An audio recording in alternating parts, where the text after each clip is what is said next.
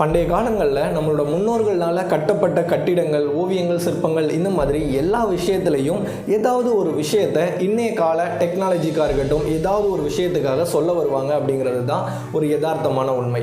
அந்த வரிசையில் லாஸ்ட்டாக ஒரு வீடியோ நம்ம பார்த்துருந்தோம், கோனார்க் டெம்பிளோட சூரிய கடிகாரம் பற்றி. அதோட மர்மங்கள் 800 ஆண்டுகளுக்கு அப்புறமா ஒரு சில 100 ஆண்டுகளுக்கு முன்னாடி தான் அதை பற்றி கொஞ்சோண்டு கண்டுபிடிச்சிருக்காங்க. அதுவே ஒரு பிரம்மாண்டமான ஒரு ஆச்சரியமாக இருந்தது. அந்த வரிசையில் இன்னைக்கு நம்ம ஒன்று பார்க்க போகிறோம். மர்மத்தோட உச்சம் அப்படின்னு சொன்னால் கொஞ்சம் கூட மிகையாகாது. அதுதான் 5000 வருடங்களுக்கு முன்னாடி கட்டப்பட்ட எகிப்தோட பிரமிடுகள். எந்த ஒரு டெக்னாலஜியுமே இல்லாத அந்த காலகட்டத்தில் 5000 வருடங்களுக்கு முன்னாடி அவ்வளோ ஒரு பிரம்மாண்டமான பிரமிடு அமைப்புகள் ஒன்றும் இல்லை, கிட்டத்தட்ட 135 பிரமிடுகளை வந்து கட்டி முடிச்சிருக்காங்க.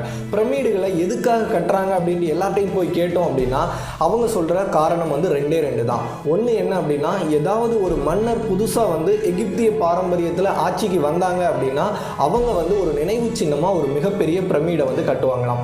எதற்காக அவங்க அந்த பிரமிடை கட்டுறாங்க அப்படின்னா, எகிப்திய மக்கள் நார்மலாக மறுஜென்மம் அப்படின்ற ஒரு விஷயத்தில் ரொம்பவே நம்பிக்கை கொண்டிருந்தாங்க.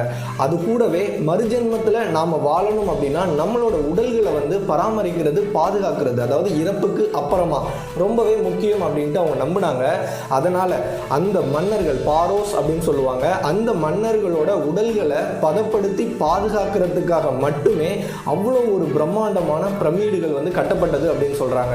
அது மட்டும் இல்லாமல் அந்த காலகட்டத்தில் எகிப்தோட அந்த ஒரு பர்டிகுலர் மன்னர்கள் வாழ்ந்த காலகட்டங்களில் எகிப்த் மக்களோட கலாச்சாரங்கள், பண்பாடுகள் இது எல்லாத்தையுமே வந்து அந்த பிரமிடுகளுக்குள்ள ஓவியங்களாகவும் சிற்பங்களாகவும் கல்வெட்டுகளாகவும் வந்து பதிச்சு வச்சிருக்காங்க அப்படின்னு சொல்கிறாங்க. எகிப்தில் 135க்கும் அதிகமான பிரமிடுகள் இருந்தாலும் அதில் கீசால அமைஞ்சிருக்க 3 பிரமிடுகள் தான் ரொம்பவே முக்கியத்துவம் வாய்ந்தது.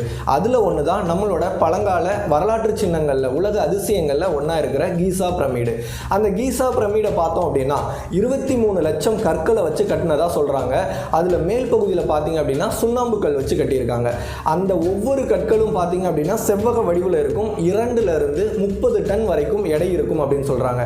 அந்த எல்லா கற்களையும் ஒன்றன் மீது ஒன்று வச்சே தான் கட்டியிருக்காங்க அந்த காலகட்டத்தில். இந்த காலகட்டத்தில் அந்த கற்களை வந்து ஒன்று மேலே ஒன்று வைக்கிறதுக்கு ஏகப்பட்ட தொழில்நுட்பங்கள் இருக்குது. பட் ஆனால் இதை வந்து அந்த காலத்தில் எப்படி கட்டினாங்க அப்படிங்கிறத தான் இன்னைக்கும் ஏகப்பட்ட வரலாற்று ஆய்வாளர்கள் போட்டு மண்டையை பிச்சுக்கிறாங்க. அப்படி அந்த கற்களை வந்து ஒன்மேல் ஒன்று வச்சு கட்டும்போது அதற்கு இடைப்பட்டதில் பார்த்தீங்க அப்படின்னா நம்மளோட முடி கூட உள்ளே போக முடியாதாம். அந்த அளவுக்கு நுண்ணிய கட்டிட வேலைப்பாடுகள் அதில் இருக்கும் அப்படின்னு சொல்கிறாங்க. அது மட்டும் இல்லாமல் இங்கே இருக்க ஒரு மிகப்பெரிய ஆச்சரியமான விஷயம் என்ன அப்படின்னா, அந்த ஒரு 23 லட்சம் கற்களை வந்து எங்கிருந்து எடுத்துகிட்டு வந்து கட்டினாங்க அப்படிங்கிறது தான். அதற்கு மெயினான காரணம் என்ன அப்படின்னா, இந்த கீசா பிரமிடுகள் மட்டும் இல்லாமல் ஏகப்பட்ட பிரமிடுகள் அமைந்திருக்க இடம் பார்த்தீங்க அப்படின்னா அதை சுற்றி மிகப்பெரிய பாலைவனம் இருக்கும். இன்னொரு சைடு பார்த்தீங்கன்னா மிகப்பெரிய கடல் இருக்கும். இந்த 2 தான் இருக்குது. இதற்கு இடைப்பட்ட தூரத்தில் எங்கேருந்து அந்த கல்லை கொண்டு வந்தாங்க, எப்படி கொண்டு வந்தாங்க அப்படிங்கிறது தான் மிகப்பெரிய ஆச்சரியமே. அதற்கு சான்றாக வந்து இன்னைக்கு வரைக்கும் ஏகப்பட்ட இதை வந்து ஆராய்ச்சியாளர்கள் கொடுக்குறாங்க. பட் ஆனால் அது எதுவுமே போதுமானதாக இல்லை. அவங்க மேஜராக நிறைய ஆராய்ச்சியாளர்கள் வைக்கிற ஒரு விஷயம் என்ன அப்படின்னா, இந்த 23 லட்சம் கற்கள் கீசா பிரமிடு அமைந்துள்ள அந்த இடத்திலிருந்து கிட்டத்தட்ட 500 கிலோமீட்டர் தொலைவில் இருந்து பாறைகளை வெட்டி இங்கே எடுத்துகிட்டு வந்திருக்காங்க அப்படின்னு தான் சொல்கிறாங்க. அதற்கு உதவியாக அந்த காலத்தில் நைல் நதி இருந்திருக்கு. அதில் வந்து ஒரு மரப்படகு அமைச்சு மனிதர்களால் கொண்டு வராது வந்து சாத்தியம் இல்லை அப்படின்னு தெரிஞ்சுக்கிட்ட அவங்க ஒரு நைல் நதியில் ஒரு மிகப்பெரிய மரப்படகு அமைச்சு அது மேலே கல்லை ஏற்றி கொண்டு வந்ததாகவும் ஒரு குறிப்பு இருக்குது. இந்த இடத்துல தான் இன்னொரு மிகப்பெரிய ஆச்சரியமே இருந்தது. அந்த 500 கிலோமீட்டர் தொலைவில் இருந்த அந்த பாறைகளை வந்து வெட்டி எடுக்கப்பட்ட ஒரு முறை, பழங்கால முறை, அதை வந்து நம்மளோட தமிழ் மன்னர்கள் வந்து பயன்படுத்தியிருக்காங்க அப்படிங்கிறது தான் ஒரு உண்மை. அது என்ன முறை அப்படின்னா, ஒரு மிகப்பெரிய பாறையை வந்து பிளக்கிறது வந்து ரொம்பவே கஷ்டம். இன்னைக்கு வந்து ஏகப்பட்ட டெக்னாலஜிஸ் இருக்குது. அந்த காலத்தில் என்ன பண்ணியிருக்காங்க அப்படின்னா, ஒரு சமமட்டமான பாறையில் என்ன பண்ணியிருக்காங்க, சிறிய சிறிய துளைகளை வந்து விட்டுருவாங்களாம். அந்த துளைகளை விட்டுட்டு அதில் வந்து ஒரு விதமான மர வகையை வந்து உள்ளே வச்சுட்டு அதுக்குள்ளே தண்ணியை ஊற்றி ஊற வைப்பாங்களாம். அந்த தண்ணியில் அந்த மரம் ஊற அது கொஞ்சம் கொஞ்சமாக விரிவடையும் போது அந்த பாறைகளும் வந்து சம மட்டத்தில் வந்து விரிவடையும் அப்படின்னு சொல்கிறாங்க. அதன் மூலமாக தான் அந்த பாறைகளை அந்த ஒரு ஷேப்பில் கட் பண்ணி எடுத்துகிட்டு வந்ததாக சொல்கிறாங்க. பாலைவனம் அப்படின்னாலே பொதுவாக வந்து வெப்பநிலை அதிகமாக இருக்கும். அதுவும் வந்து எகிப்தில் இருக்க இந்த கீசா பிரமிடுகளை சுற்றி வந்து சொல்லவே வேணாம், அந்த அளவுக்கு கொடூரமான வெப்பநிலை தான் இருக்கும். பட் ஆனால் இதே வந்து நாம் அந்த பிரமிடுக்கு உள்ளே போயிட்டோம் அப்படின்னா வெளியில் இருக்க வெப்பநிலையை காட்ட விட ரொம்பவே மாறுதலாக வெறும் 20 டிகிரி சென்டிகிரேடில் மட்டும்தான் அங்கே வந்து வெப்பநிலை மெயின்டைன் ஆகும். இதில் இன்னொரு மிகப்பெரிய ஆச்சரியம் என்ன அப்படின்னா, பகலில் எந்த அளவுக்கு வெப்பநிலை அங்கே மெயின்டைன் ஆகுதோ அதே 20 டிகிரி செல்சியஸ் தான் இரவு நேரங்கள்லையும் அதுக்குள்ளே வந்து மெயின்டைன் ஆகுது. இந்த ஒரு தொழில்நுட்பத்து மூலமாக நம்ம உலகுக்கு முன்னோர்கள் சொல்ல வர்றது என்ன அப்படிங்கிறது தான் மிகப்பெரிய ஆச்சரியமாக இன்னைக்கு வரைக்கும் இருக்குது. இந்த பிரமிடுகளை வந்து கட்டுறதுக்கு வந்து 23 லட்சம் கற்கள் பயன்படுத்தினதான் நம்ம சொல்கிறோம். இதில் பார்த்தீங்க அப்படின்னா அதில் டாப் ஆஃப் த கோபுரத்தில் பார்த்தோம் அப்படின்னா சுண்ணாம்பு வகையான கற்களை வந்து பயன்படுத்தியிருக்காங்க. இதற்கு என்ன காரணம் அப்படின்னா பகல் நேரத்தில் சூரிய ஒளி படும்போது அது அப்படியே ஒளிரணும். அது மட்டும் இல்லாமல் இங்கே பயன்படுத்தப்பட்ட எல்லா கற்களும் பார்த்தீங்க அப்படின்னா சூரிய வெப்பநிலையை வந்து ரிஃப்ளெக்ட் பண்ணும் அப்படின்னு சொல்கிறாங்க. அதே நேரத்தில் இரவில் வந்து நிலவோட ஒளி வந்து அந்த பிரமிடுகள் மேலே படும்போது அது சிகப்பு நிறத்தில் வந்து ஒளிரும் அப்படின்றது மிகப்பெரிய ஆச்சரியமான விஷயம். இப்படி ஒரு பிரம்மாண்டமான பிரமிடை வந்து கட்டியாச்சு. அந்த பிரமிடோட நுழைவாயில் வந்து எப்படி இருக்கும்? இந்த ஒரு ஆச்சரியம் எல்லாருக்குள்ளேயுமே இருக்கதா செய்யும். அந்த நுழைவாயில் பார்த்தோம் அப்படின்னா 20 டன் எடையுள்ள ஒரே கல்லால் வந்து செஞ்சு வச்சிருக்காங்க.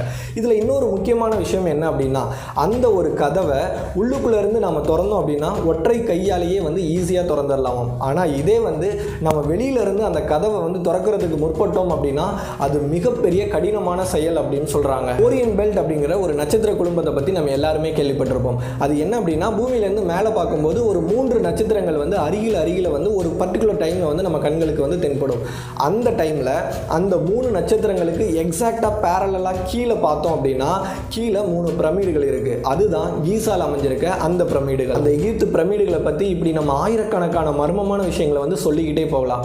இந்த சூழ்நிலையில் எல்லாரும் மனசுலையும் வர்ற ஒரு மிகப்பெரிய கேள்வி, அந்த காலத்தில் எப்படி இந்த பிரமிடுகளை வந்து வெறும் 20 வருஷத்தில் வந்து கட்டி முடித்தாங்க? உண்மையிலேயே மனிதர்கள் தான் இந்த பிரமிடுகளை கட்டினாங்களா, இல்லை நவீன விஞ்ஞானத்திலிருந்து வந்த வேற்று கிரகவாசிகள் மனிதர்களுக்கு உதவி புரிஞ்சாங்களா? இந்த ஒரு குழப்பம் இன்னைக்கு காலகட்டத்திலையும் எல்லாரோட மனசுலையும் போயிட்டு தான் இருக்குது. இந்த சூழ்நிலையில் ரஷ்யாவை சேர்ந்த ஒரு ஆராய்ச்சியாளர் என்ன சொல்கிறார் அப்படின்னா, எங்களோட டீம் செவ்வாய் கிரகத்தில் வந்து ஆராய்ச்சி செய்யும் போது எகிப்தில் இருக்க கீசா பிரமிடோட அதே அமைப்பு செவ்வாய் கிரகத்திலையும் ஒன்று இருக்குது அப்படின்னு சொல்லிட்டு ஒரு புகைப்படத்தை வந்து வெளியிடுறாரு. அதே டைமில் ரஷ்யாவை சேர்ந்த 16 வயசு பையன் பொரிஸ்கா வந்து ரஷ்யாவோட மீடியாவுக்கு வந்து ஒரு பேட்டி கொடுக்குறான். அந்த பேட்டி உலகத்தையே மிகப்பெரிய வியப்பில் ஆழ்த்துது. அவன் அப்படி ஒரு பேட்டி கொடுத்த ஓரிரு வருடங்கள்லேயே அவனோட ஃபேமிலியோட காணாமல் போயிடுறான். பொரிஸ்கா பிறந்த ஒரு சில மாதங்கள்லேயே வந்து பேச ஆரம்பிச்சிடறான். இதுவே அவங்களோட பெற்றோர்களுக்கு வந்து ஒரு மிகப்பெரிய ஆச்சரியமாக இருக்குது. அது மட்டும் இல்லாமல் அவனோட 4 வயதை வந்து கடந்ததுமே நம்மளோட பால்வெளி அண்டத்தில் இருக்க கோள்களை பற்றி தெளிவான ஒரு அறிவு வந்து அவனுக்கு இருக்கிறத அவங்களோட பெற்றோர்கள் வந்து கண்டுபிடிக்கிறாங்க. அது மட்டும் இல்லாமல் அவங்க வந்து அந்த பொரிஸ்காவுக்கு வந்து அதற்கு முன்னாடி அதை பற்றி எப்பவுமே வந்து ஒரு விளக்கம் கொடுத்ததில்லை. பட் ஆனால் எக்ஸாக்டான வரைபடங்களோட நம்மளோட பால்வெளி அண்டத்தை அவன் வரையலாம். இப்படிப்பட்ட சூழ்நிலையில தான் பொரிஸ்கா வந்து ரஷ்யாவோட மீடியாவுக்கு வந்து ஒரு பேட்டி கொடுக்குறான் அவனோட 16 வயசில். அது வந்து நடந்து ஒரு 11 வருஷ காலகட்டங்கள் இருக்கும். அந்த காலகட்டத்தில் அவன் என்ன சொல்கிறான் அப்படின்னா, நான் வந்து வேற ஒரு ஜென்மத்தில் வந்து நான் வாழ்ந்திருக்கேன், இது வந்து என்னோட மறுஜென்மம் அப்படின்னு சொல்கிறான். அது மட்டும் இல்லாமல் என்னோட முந்தைய ஜென்மத்தில் நான் செவ்வாய் கிரகத்தில் வாழ்ந்தேன் அப்படின்னு சொல்கிறான். அங்கே வந்து அவன் இன்னொரு விஷயமும் சொல்கிறான். அது என்ன அப்படின்னா, நம்மளோட கீசா பிரமிடுகள், அந்த பிரமிடு ஷேப்பில் எங்கள்கிட்ட ஒரு ஸ்பேஸ் ஷிப் இருந்தது, அந்த ஸ்பேஸ் ஷிப்பில் நான் டிரைவராக பணிபுரிஞ்சிட்டு இருந்தேன் அப்படின்னு சொல்கிறான். அவன் அப்படி சொல்லிக்கிட்டு இருக்கும்போது ஒரு பத்திரிகையாளர் வந்து அவனை பார்த்து கேட்குறாரு, நீங்கள் வந்து செவ்வாய் கிரகத்தில் இருந்தீங்க, சரி நீங்கள் பூமிக்கு வந்திருக்கீங்களா அப்படின்ட்டு அவன்கிட்ட கேட்கும்போது அவன் சொல்கிறான், நான் பூமிக்கு வந்திருக்கேன், அது மட்டும் இல்லாமல் நான் பூமியிலேயே 2 மேம்பட்ட தொழில்நுட்பம் கொண்ட மனிதர்களையும் சந்திச்சிருக்கேன். அதில் ஒன்று எகிப்தோட நாகரிகம் கொண்ட மக்கள், இன்னொன்று குமரிக்கண்டம் அப்படின்னு அழைக்கப்படுற மறைஞ்சு போன ஒரு மிகப்பெரிய நாகரிக மக்கள். கூடவே அவன் இன்னொரு விஷயமும் சொல்கிறான், கிரேட் ஸ்பிங்க்ஸ் அப்படின்ற ஒரு பேரோவோட ஒரு சிலை. அது என்ன அப்படின்னா, அந்த ஒரு கீசா பிரமிடோட முகப்பில் இருக்க ஒரு பிரம்மாண்டமான ஒற்றை கல்லாலான சிலை. அதோட அடிப்பகுதியில் ஒரு மிகப்பெரிய வெற்றிடம் இருக்குது. அங்கே மட்டும் இல்லாமல் அங்கே ஒரு பழங்கால ஒரு லைப்ரரி ஒன்றும் இருக்குது. அந்த லைப்ரரியை இன்னைக்கு வரைக்கும் வரலாற்று ஆய்வாளர்கள் ஏகப்பட்ட விதத்தில் ஆராய்ச்சி செஞ்சும் அது இருக்க இடத்தை வந்து கண்டுபிடிக்க முடியல. பட் ஆனால் அவன் என்ன சொல்கிறான் அப்படின்னா, அந்த ஒரு லைப்ரரியை என்னைக்கு வந்து மனிதர்கள் வந்து கண்டுபிடிக்கிறாங்களோ அன்னைக்கு மனித பரிமாணம் அடுத்த கட்டத்துக்கு முன்னேறும், வேற்று கிரகவாசிகள் பூமிக்கு வருவாங்க அப்படிங்கிற மாதிரி ஒரு மிகப்பெரிய ஒரு ஆச்சரியமான பேட்டியை அவன் கொடுக்குறான். அப்படி ஒரு பேட்டி கொடுத்து முடித்த உடனே நம்ம எல்லாருக்குமே வந்து மிகப்பெரிய குழப்பம் தான் வந்தது. அதற்கு காரணம் என்ன அப்படின்னா, இது நாள் வரைக்கும் அவ்வளோ ஒரு பிரம்மாண்டமான பிரமிடுகளை வந்து மனிதர்களுக்கு கட்டுறதுக்காக வேற்று கிரகவாசிகள் உதவி புரிஞ்சிருப்பாங்க அப்படின்ட்டு பல விஷயங்களில் வந்து நம்ம கேள்விப்பட்டிருப்போம். பட் ஆனால் பிரமிடுகளை கட்டுறதுக்கு வேற்று கிரகவாசிகளே வரலை. ஏன் அப்படின்னா அங்கிருந்த அந்த பொரிஸ்கா என்ன சொல்லியிருக்கான் அப்படின்னா, பூமியிலேயே வந்து எங்களை போலவே தொழில்நுட்பம் அதிநவீன தொழில்நுட்பம் உள்ள மனிதர்கள் இருந்தாங்க அப்படின்னு அவன் சொன்னதுனால அந்த தொழில்நுட்பங்கள் இந்த காலகட்டத்தில் இல்லையே, அது எல்லாம் எங்கே போச்சு அப்படிங்கிற ஒரு மிகப்பெரிய ஆச்சரியம் தான். அது மட்டும் இல்லாமல் அவன் இன்னொரு விஷயம் சொல்கிறான். அது என்ன அப்படின்னா, நாங்கள் செவ்வாய் கிரகத்தில் வந்து நாங்கள் ஆக்சிஜனுக்கு பதிலாக கார்பன் டை ஆக்சைடை தான் வந்து சுவாசிப்போம் அப்படின்னு சொல்கிறான். அதை வந்து மேலும் உறுதிப்படுத்துகிற விதத்தில் நம்மளோட இந்த கால விஞ்ஞானிகள் வந்து சேட்டலைட் மூலமாக அங்கே ஆராய்ச்சி செய்யும் பொழுது செவ்வாய் கிரகத்தில் 95% வந்து CO2 தான் இருந்துட்டு இருக்கு. இவ்வளவு மிகப்பெரிய ஆச்சரியம் நிறைந்த பிரமிடுகள் பற்றின உங்களோட கருத்துக்களை கமெண்ட் செக்ஷனில் சொல்லுங்கள். இந்த வீடியோ உங்களுக்கு பிடிச்சிருந்ததுன்னா சேனலுக்கு சப்ஸ்கிரைப் பண்ணி சப்போர்ட் பண்ணுங்கள். ஆல்ரெடி சப்ஸ்கிரைப் பண்ணி சப்போர்ட் பண்ணுற எல்லாருக்குமே ரொம்ப நன்றி.